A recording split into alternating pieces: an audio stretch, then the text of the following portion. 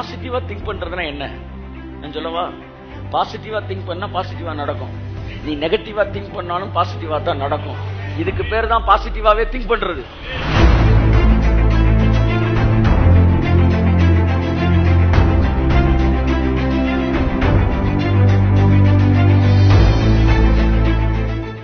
Faith moves God, it moves God.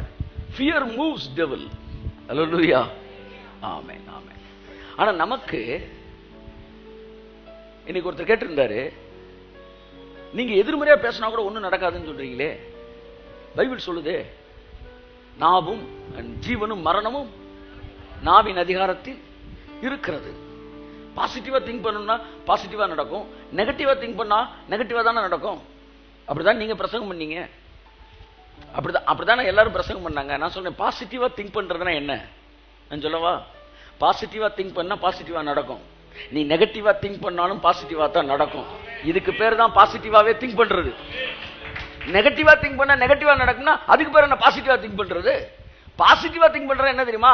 நெகட்டிவா பேசினாலும் பாசிட்டிவா தான் நடக்கும், நான் பாசிட்டிவா பேசினாலும் பாசிட்டிவா நடக்கும். என்னைக்கு நீ நினைக்கிறியோ அன்னைக்கு தான் நீ பாசிட்டிவாவே திங்க் பண்ற. கரங்களை தட்டி கர்த்தருக்கு நன்றி சொல்லுவோம். துன்மார்க்கன் பயப்படும் காரியம் அவனுக்கு வரும். மரணமும் ஜீவனும் நாவின் அதிகாரத்தில் இருக்கிறது சார். ஆமா, என் ஜீவனும் என் எதிரியின் மரணமும் என் நாவின் அதிகாரத்தில் இருக்கிறது.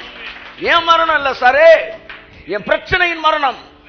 கோலியாத்தின் மரணம் தாவீதின் நாவில் இருந்தது, தாவீதின் மரணம் தாவீதின் நாக்குல கிடையாது. ஆகவே வசனத்தை படிக்கும் போது உங்களை கொல்றதுக்கு நீங்க படிக்க கூடாது.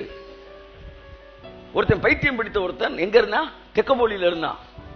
அவன் வேலை என்னடானா கல் எடுத்து தன்னை காயப்படுத்திக் கொள்வது. அப்படித்தான் சிலர் இருக்கிறாங்க.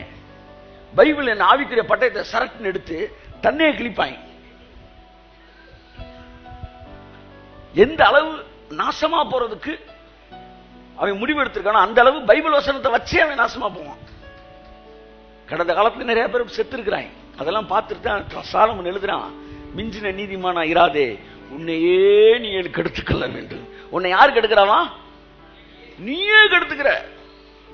வசனம் என்பது நல்வாழ்வுக்கு எழுதப்பட்டிருக்கிறது.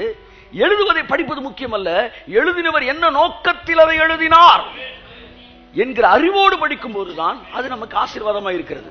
எல்லாம் சொல்லுங்க, ஜீவனும் மரணமும் நாவின் அதிகாரத்தில் இருக்கிறது. என்னுடைய ஜீவனும் என் சத்துருக்களின் மரணமும் என் நாவின் அதிகாரத்தில் இருக்கிறது. கரங்களை தட்டி